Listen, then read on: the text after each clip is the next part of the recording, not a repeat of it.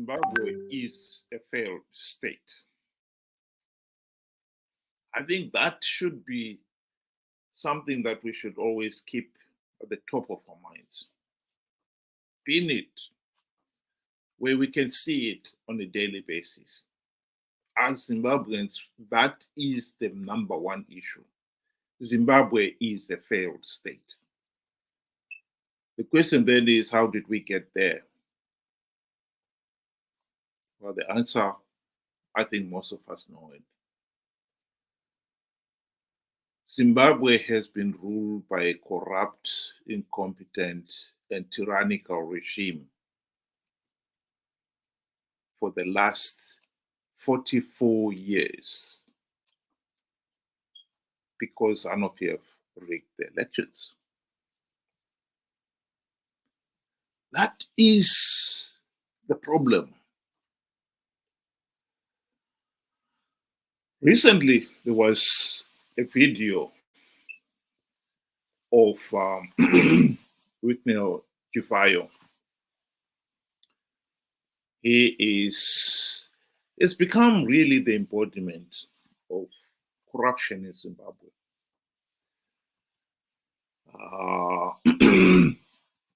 One of the filthy rich few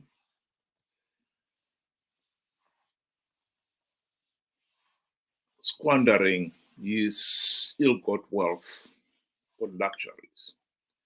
One of his favorites is Porsche cars. He was mobbed recently when he was driving a Rolls-Royce, one of his Rolls-Royce cars, by the ordinary people, the poor. And this cartoon is supposed to be depicting that. It was a sorry sight. And it is a sorry sight that the poor are groveling to this individual who has become the symbol of the regime's rich, corrupt, and wasteful ruling elite.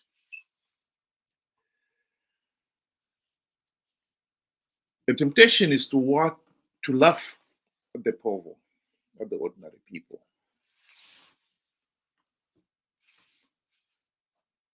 I think this is the wrong thing. If there is one group in society, in Zimbabwe society, who is blamed for Zimbabwe's position as a failed state, it is actually the country's intelligentsia.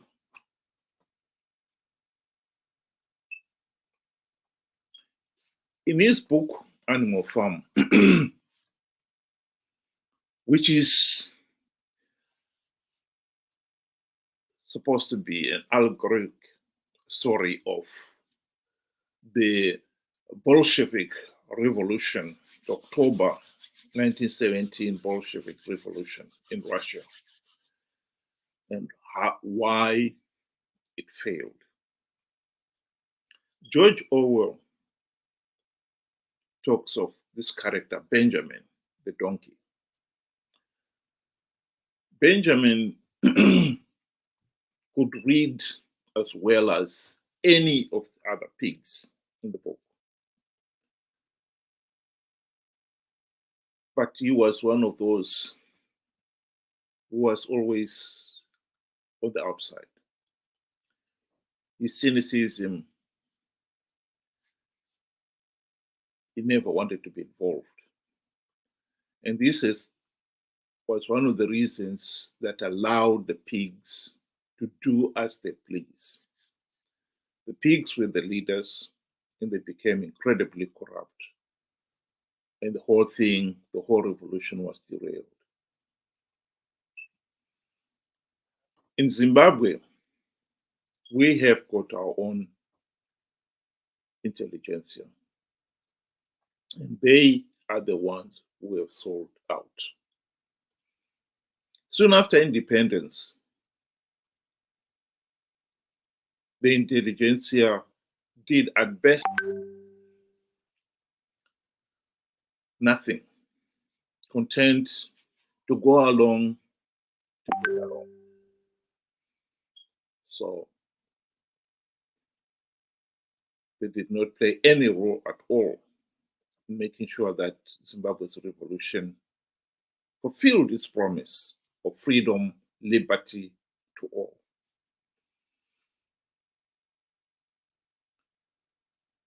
At worst, the intelligentsia became opportunists.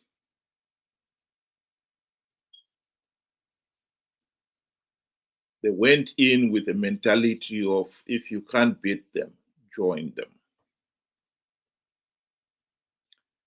It's shocking how easy it has been for Robert Mugabe and now Emerson Mnangagwa to recruit the intelligentsia to prop up his regime. There's no denying that the likes of Professor Mutuli Ngube and Minister Coventry, they know that Zanu PF rigged last year's elections, for instance, blatantly. And yet, when Mnangagwa dangled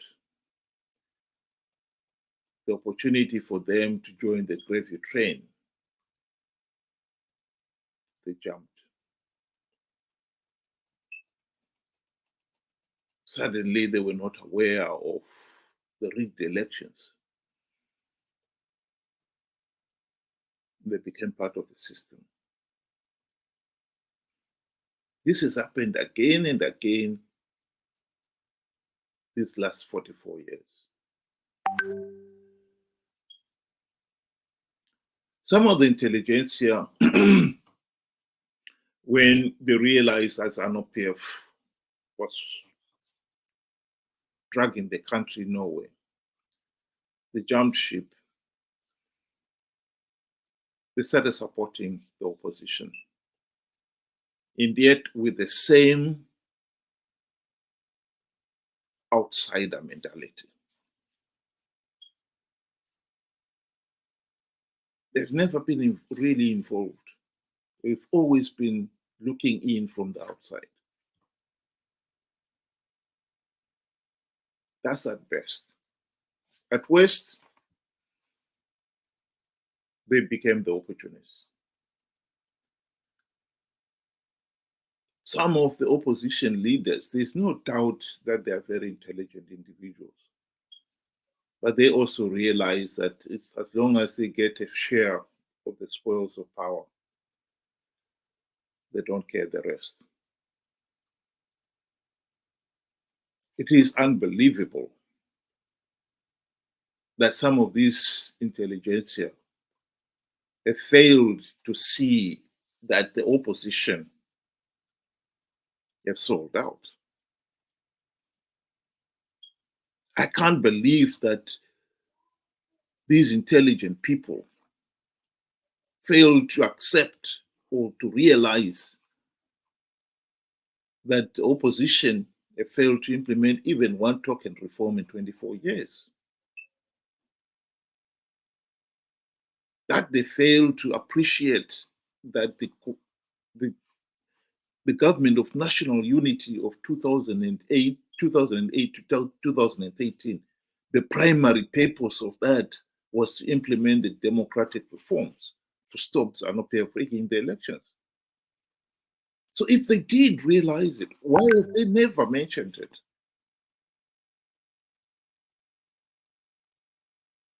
Never. It is amazing that Chamisa conned the ordinary wildebeest head MDC supporter so readily into believing such nonsense as I've plugged all the vote rigging opportunities. Hashtag God is in it. And yet some of the most intelligent people, some of them with university degrees, with very respectable professions, many of them believed that too. If they did not, they never said a word. Why?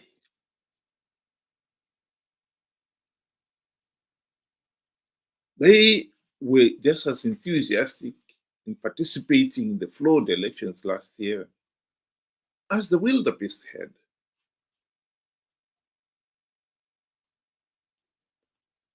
We have a problem in Zimbabwe. As long as Zimbabwe remains a pariah state, ruled by a corrupt, incompetent, and tyrannical regime that has got carte blanche powers to rig elections,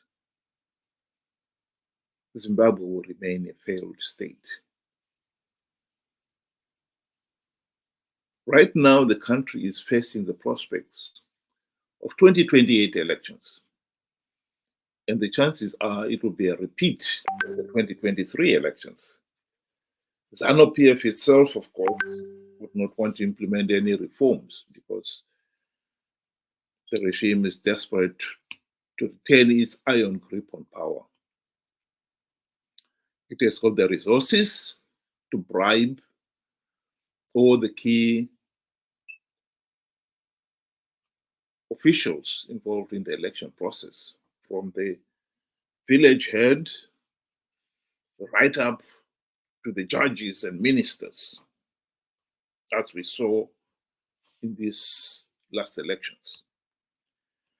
And as for povo, the regime has got the machinery to coerce povo to participate. The opposition, for their part, Chamisa is already preparing to relaunch a new party with a view of participating. And his wildebeest head followers, who are now more desperate than ever because of the economic meltdown, will fall for the same old promise that the opposition will win big because it has devised strategies of winning rigged elections. And so the whole process will happen again. Just play you a clip of what Dr. Mumba, who was the chairperson of the election observer team, SADC election observer team, that produced their report after the 2023 elections. They condemned those elections, and he is explaining what the people of Zimbabwe should do. Well, thank you so much. First of all, let me be clear that the changing of any dynamic or situation in any of our African countries is a preserve of the citizens of that country, in this case, the Zimbabwean people. An election observation team goes there to support the process by observing and being able to release a statement of our observations that, for instance, in Zimbabwe, we raised several issues of transparency and also the independence of the Electoral Commission and things which happen in many other countries, you know. But at the end of the day, once we produce the report and make it available to the Zimbabwean authorities and eventually to the Zimbabwean people, it really remains the preserve of the Zimbabwean people to fight for the freedoms that they need themselves and to correct those issues that have been observed. The reason why we have multiple observation missions is to ensure that, you know, there's a comparison, you know, taking place between the SADC report and the European Union report, the African Union report, and then they can see that those issues that repeat themselves in all these reports, it's up to the Zimbabwean people. And this is where I appeal to all political leaders, not only in Zimbabwe, especially the elections that are coming in Mozambique, that are coming in South Africa, in DRC. We have to make up our minds that, look, at the end of the day, once the people in the country are given an opportunity to monitor the elections, because they also monitor, it starts not during the day of the elections. They must make sure that the constitutional lacunas that can affect a good election are dealt with months before the election. And they must fight to ensure that there's a level playing field. They should never wait for the time when the election is taking place. They must also insist that the electoral commissions and the governments in those countries abide by international norms in holding democratic elections. And this fight must be more vicious before the election comes. I couldn't put it better myself. But to be quite honest, we should be very clear here. Who are the people who are supposed to be doing the fighting? You can't expect povo in the rural backwaters to be fighting. The people who should be fighting for those democratic reforms are the intelligentsia. Those in both the Zanu PF camp and in the opposition camp. They are the ones who should be leading in this fight. I think the days are gone when the intelligentsia, Zimbabwe's intelligentsia, have taken the sideline, content with whatever comes out. They are the ones who have sold out the nation. And I think it's about time they owned up and take their responsibility with the seriousness and agency the matter demands. The intelligentsia are the ones who should be leading in this fight for implementing reforms. And they should stop laughing at the ordinary povo who are the victim of this failed state. As much as povo is the victim, they themselves are also the victim. We can't deny that the potholes, the failed systems, the railway, lack of water affects us all. And it is interesting to note here that during the Liberation War, most of the intelligentsia were in the urban centers. They played very little role in the fighting itself. Povo, the ordinary povo who were in the rural areas, bore the brunt of the fighting. After independence, the intelligentsia stepped in and worked with Zanu PF for their own selfish gain. And they are the ones who are working now with the opposition for their selfish gain.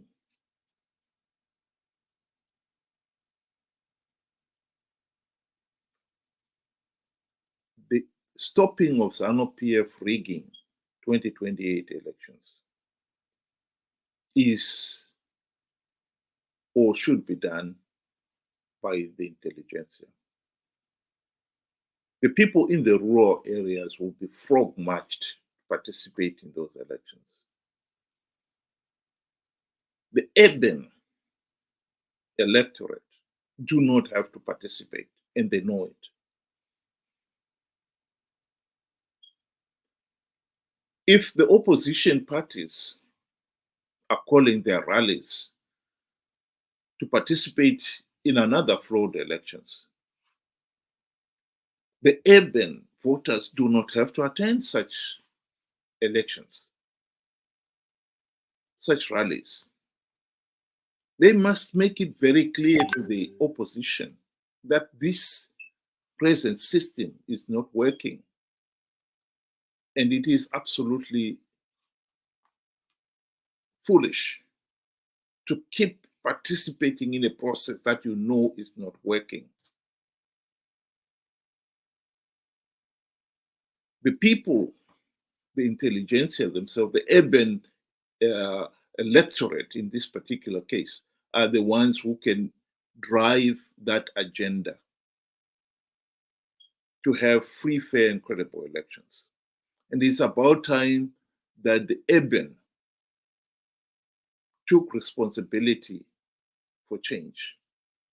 They've always wanted to benefit from change without putting any effort.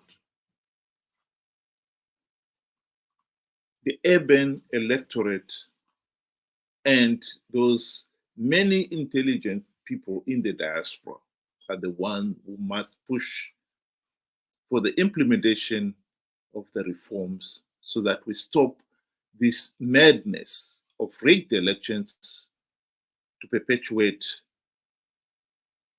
the dictatorship.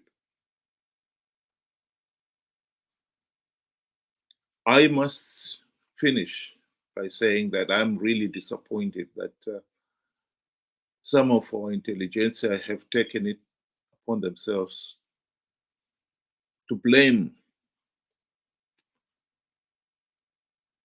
povo for Zimbabwe's political and economic crisis. Some of them were blaming povos for being so gullible that the Zanu PF was buying their vote with chicken and chips. Yes, they were given chicken and chips, but how many of them really voted for Zanu PF out of their free will? If the elections were rigged, how could we blame anybody for voting for Zanu PF? Doesn't make any sense. The intelligentsia should step up and take up the challenge to demand democratic reforms so that we've got free, fair, and credible elections. To demand that we should stop participating in flawed elections to perpetuate the dictatorship. And they should stop blaming povo for the country's political and economic crisis. Thank you very much.